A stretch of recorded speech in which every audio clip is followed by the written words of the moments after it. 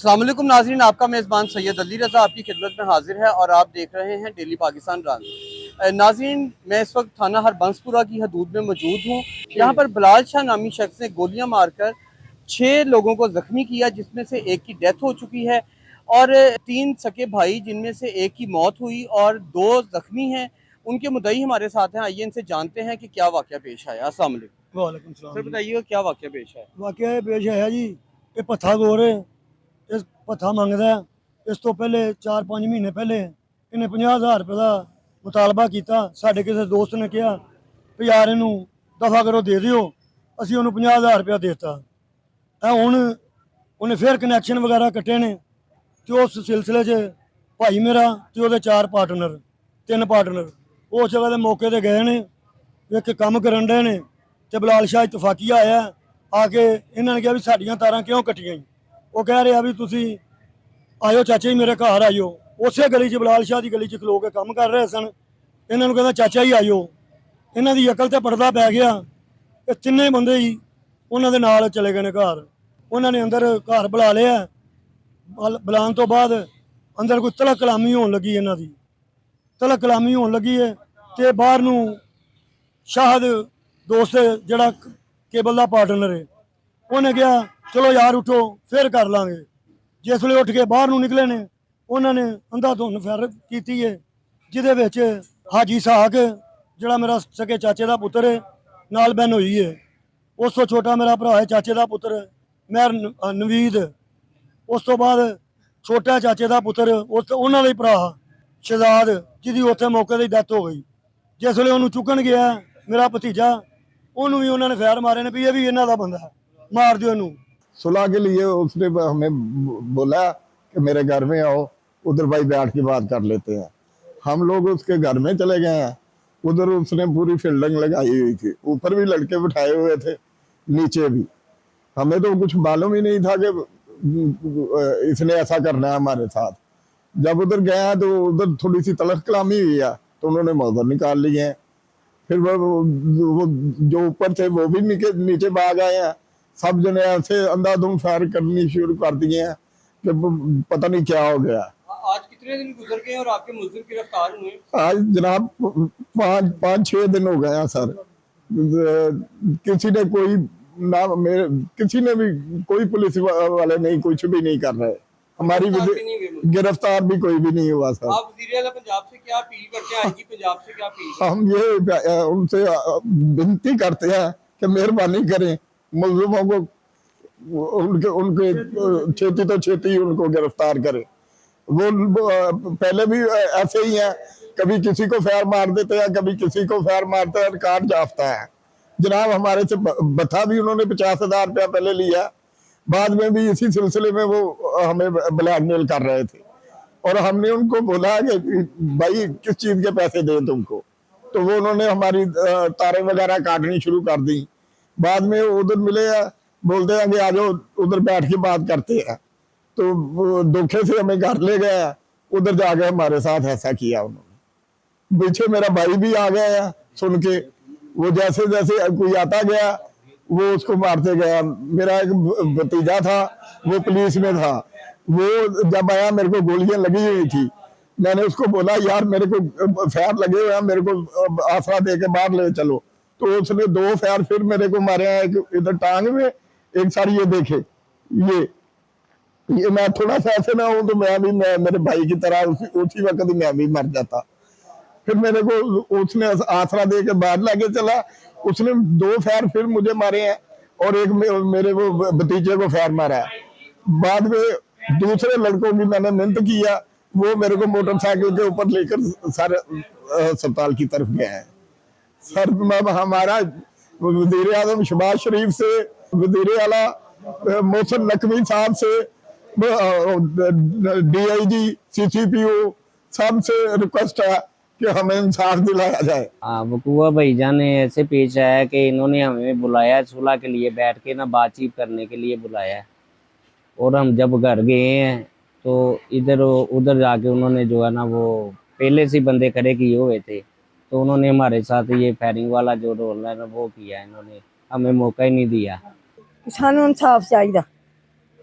ਸਾਡੀ ਇਹੋ ਦਰਖਾਸਤ ਹੈ, ਸਾਨੂੰ ਇਨਸਾਫ ਚਾਹੀਦਾ। ਸਾਡੇ ਨਿੱਕੇ ਨਿੱਕੇ ਬੱਚੇ ਆ, ਇਹਨਾਂ ਦਾ ਕੋਈ ਆਸਰਾ नहीं है, ਸਾਨੂੰ ਇਨਸਾਫ ਚਾਹੀਦਾ। आप देख सकते हैं कि ये मकतूल का छोटा बच्चा है, शहजाद का वो बच्ची है, और मकतूल की बेवा भी हमारे साथ हैं। इनसे जानते हैं कि क्या इनको उम्मीद है कि पुलिस की जानिब से इनको इंसाफ फराहम किया जाएगा। भाई हम यही कहते हैं कि अभी हमें इंसाफ मिले। मेरे छोटे छोटे बच्चे हैं, मेरे वज़ीर आलम से दरख्वास्त है कि भाई वो मुझे इंसाफ दे। हमें वज़ीर आला से पंजाब से इंसाफ चाहिए। हमारे भाइयों के साथ उन्होंने अच्छा सलूक नहीं किया, जिस तरह उन्होंने किया उसी तरह हमें भी उनसे इंसाफ चाहिए। हमें उनसे उम्मीद है, वज़ीर आला से, इन सब से हमें उम्मीद है कि वो हमें इंसाफ दिलवाएंगी। आईजी पंजाब से यही अपील करता हूँ, जल्द से जल्द इंसाफ चाहिए हमें, वो जैसे भी दिलवा सकते हैं। जब उनके हाथ में, हमारे तो हाथ में नहीं ना है। आपके वाले साहब को कितनी गोलियां लगी? मेरे वाले साहब को तकरीबन 4 गोलियां लगी हैं, 3 टांगों पे लगी हैं, एक फेस पे लगी है। क्या इस मुल्क में कानून की बालादस्ती है? लेकिन उनके लिए जिनके पास पैसे हैं, जिसके पास पैसे नहीं है उनके लिए कुछ भी नहीं है। ये रोड है सामने, ये हमारी गली है, यहाँ हमारे केबल और इंटरनेट के कनेक्शन ऑलरेडी चल रहे हैं। ये रोड पे हम खड़े थे, काम कर रहे थे लड़के, इसने हमारे ना कुछ 1-2 गलियों से तारें काट के हमारे कनेक्शन बंद किए हैं। तो मैं यूज़र ने कंप्लेंट की, हमने आगे उनको बहाल किया, तो ये आ गया है। इसने बड़े सलाम दुआ लेके अच्छे तरीके से, चाचू इत्थे गली सड़क ते खलो के की गल करनी है, वो घर जाके गल करने आ। ਅਸੀਂ ਆਪਣਾ 4-5 ਲੋਕ ਵੱਡੇ ਸਾਂ ਤੇ 2-3 ਮੁੰਡੇ ਸਾਡੇ ਕੰਮ ਕਰਨ ਵਾਲੇ ਸੀ। ਮੁੰਡਿਆਂ ਨੂੰ ਮੈਂ ਮਨਾ ਕੀਤਾ, ਮੈਂ ਕਿਹਾ ਯਾਰ ਤੁਹਾਡਾ ਕੋਈ ਕੰਮ ਨਹੀਂ, ਤੁਸੀਂ ਬਾਹਰ ਹੀ ਰਹੋ, ਤੇ ਅਸੀਂ ਆਪ ਉਹਦੇ ਨਾਲ ਆ ਗਏ ਆ। ਇਹ ਬੰਦ ਗਲੀ ਹੈ ਜਿੱਥੋਂ ਲੋਕ ਖੜੇ ਨੇ, ਇਹਦੇ ਵਿੱਚ ਉਹਦਾ ਘਰ ਹੈ। ਸਾਨੂੰ ਨਾਲ ਲੈ ਗਿਆ, ਉਹਦੇ ਘਰ ਬੈਠੇ ਆ, ਜਾ ਕੇ 2-4 ਮਿੰਟ ਹਾਲੀ ਗੱਲ ਨਹੀਂ ਹੋਈ ਤੇ ਬਹਿਸ ਸ਼ੁਰੂ ਹੋ ਗਈ, ਤਲਖੀ ਹੋਣੀ ਸ਼ੁਰੂ ਹੋ ਗਈ। ਇਹਦੇ ਨਾਲ ਮੁੰਡਾ ਖੜਾ ਸੀ, ਇਹਦਾ ਕਜ਼ਨ ਹੈ ਜਾਂ ਭਾਂਜਾ ਇਹਦਾ, ਉਹਨੇ ਪਿਸਟਲ ਕੱਢ ਕੇ ਚੈਂਬਰ ਮਾਰਿਆ ਉਹਨੇ। ਮੈਂ ਆਪਣੇ ਮੁੰਡਿਆਂ ਨੂੰ ਕਿਹਾ, ਮੈਂ ਕਿਹਾ ਯਾਰ ਤੁਸੀਂ ਉਠੋ, ਅਸੀਂ ਚੱਲਦੇ ਹਾਂ, ਗੱਲ ਫਿਰ ਕਰ ਲਾਂਗੇ ਕਿਸੇ ਵਕਤ, ਹੁਣ ਨਹੀਂ ਮਾਹੌਲ ਹੈਗਾ। ਮੁੰਡਿਆਂ ਨੂੰ ਮੇਰੇ ਘਰੋਂ ਬਾਹਰ ਕੱਢਿਆ ਸਾਰਿਆਂ ਨੂੰ। ਲਾਸਟ ਤੇ ਜਦੋਂ ਮੈਂ ਬਾਹਰ ਨਿਕਲਿਆ ਤੇ ਬਾਹਰ ਫਾਇਰਿੰਗ ਸ਼ੁਰੂ ਹੋ ਗਈ ਮੇਰੇ ਸਾਹਮਣੇ। ਇਹਦੇ ਬਿਲਕੁਲ ਦਰਵਾਜ਼ੇ ਦੇ ਨਾਲ ਮੈਂ ਖੜਾ ਸਾਂ ਤੇ ਮੇਰੇ ਸਾਹਮਣੇ ਇਹਨੇ ਸਾਗ ਨੂੰ 2 ਫਾਇਰ ਮਾਰੇ ਨੇ। 2 ਫਾਇਰ ਮਾਰਨ ਤੋਂ ਬਾਅਦ ਇਹਨੇ ਪਿਸਟਲ ਮੇਰੇ ਵੱਲ ਸਿੱਧਾ ਕੀਤਾ। ਵੱਲ ਆਲਮ ਮੈਨੂੰ ਨਹੀਂ ਪਤਾ ਕਿਉਂ ਨਹੀਂ ਚੱਲਿਆ ਪਿਸਟਲ।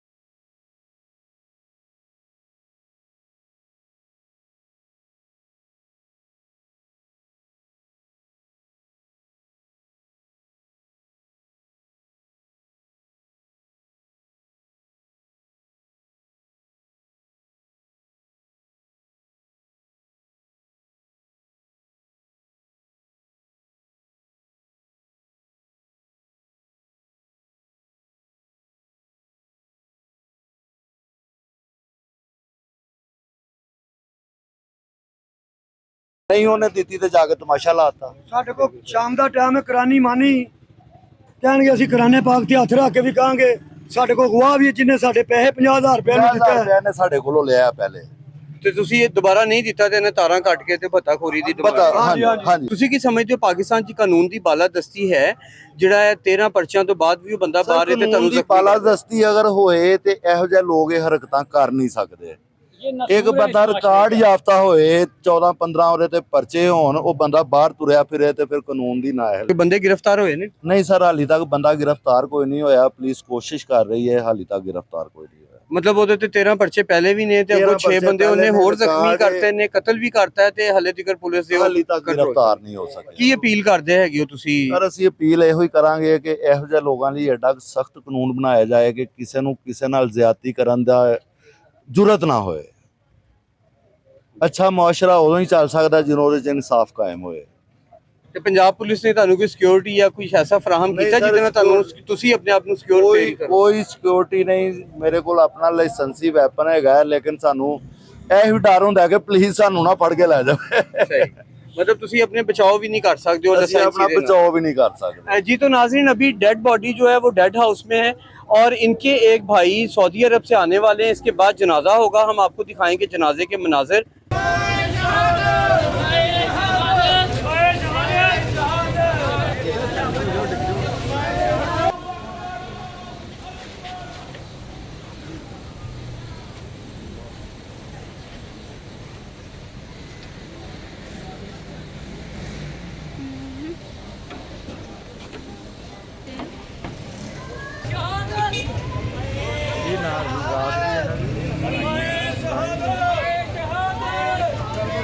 नाज़रीन शहजाद अली का तो सफ़र आखिरत शुरू हो गया। अब ये देखना बाकी है कि मुल्ज़मान को कानून की तरफ से कब गिरफ़्तार किया जाता है, कब इसके बेवा और बच्चों को इंसाफ फराहम किया जाता है। इसी के साथ अपने मेज़बान सैयद अली रज़ा को इजाज़त दीजिए और देखते रहिए डेली पाकिस्तान रंग। मकतूल शहजाद अली तो अपने आखिरी सफ़र की तरफ गामज़न है, लेकिन देखना ये बाकी है कि मुल्ज़मान को कितने अरसे में गिरफ़्तार करके इसके बेवा और बच्चों को इंसाफ फराहम किया जाएगा। इसी के साथ अपने मेज़बान सैयद अली रज़ा को इजाज़त दीजिए और देखते रहिए डेली पाकिस्तान रंग।